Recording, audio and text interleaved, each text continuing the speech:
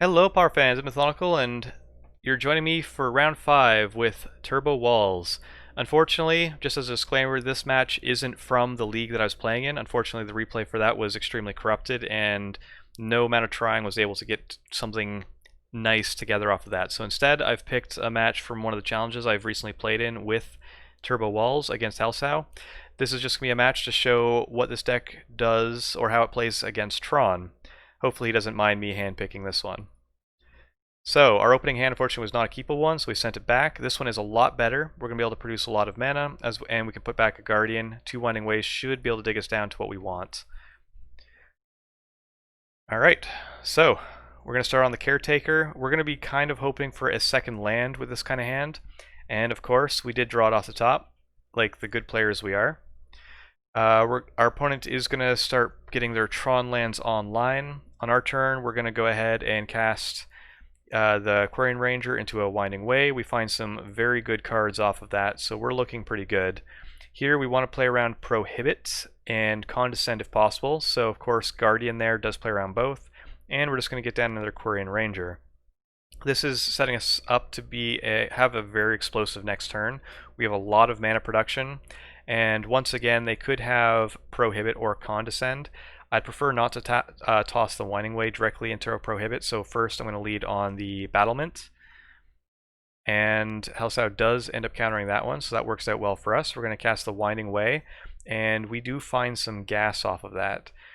Currently, the way things are, if we had 4 defenders here, we would be able to try and go for like the drift into the combo. Unfortunately, we don't have enough defenders down just yet, so what we're going to do is play the Crashing Drawbridge and start using our Quirion Rangers to generate lots of mana just to get out as many things as possible. We're not really worried about removal in any regard. So there, you'll notice I tapped a bunch of blue. I wanted to see how much we had, but unfortunately, with just 6 mana, we're not going to be able to transmute and go off. We would need 9 mana for that. So instead, what I'm going to do is I'm going to play the Grizzly to get it around counter magic, as well as another Guardian. So this way, next turn, even if he had another counterspell to stop us from getting infinite mana, we are going to be able to start tutoring through our deck and eventually be able to go off again. Unfortunately for our opponent, they didn't have a hand that was going to be able to deal with this by itself, and they do know that we have the Drift of Phantasms, so we are going to be able to win no problem. Going over to game number 2, we're going to take a quick look at the sideboard. We do want to bring in the Crushers here. It's just an additional threat, and if we get that down, it's very easy for it to break up Tron. They don't really have a lot of permanents on the board, so it's a very quick and easy way to close out the game with alternative methods.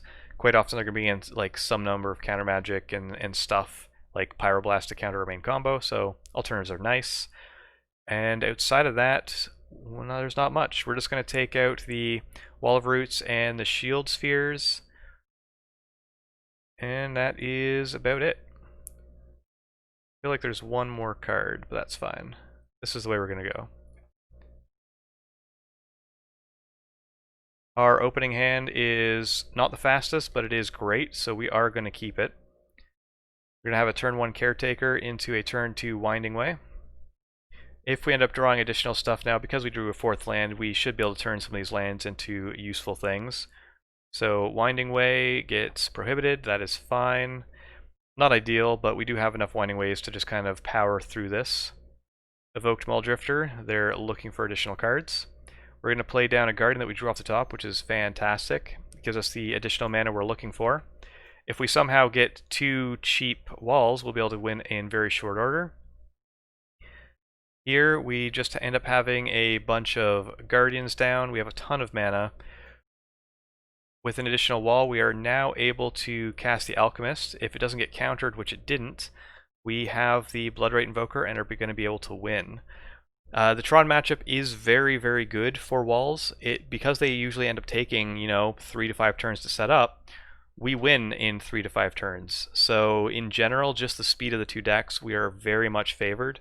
And even if they do start getting all of their mana online, their Game 1 plan with Stonehorn Dignitary does nothing against this deck, and it takes them quite a few turns to be able to bounce everything with the Dinrover Horror. So even if they do get to that combo, generally we're still going to have a turn or two to try and go off. So if you really want to host Tron, or if you're expecting a lot of Tron in your meta, Walls is an excellent choice. Thank you very much for joining me. It's been a very fun 4-1, and I'll see you all in the wrap-up.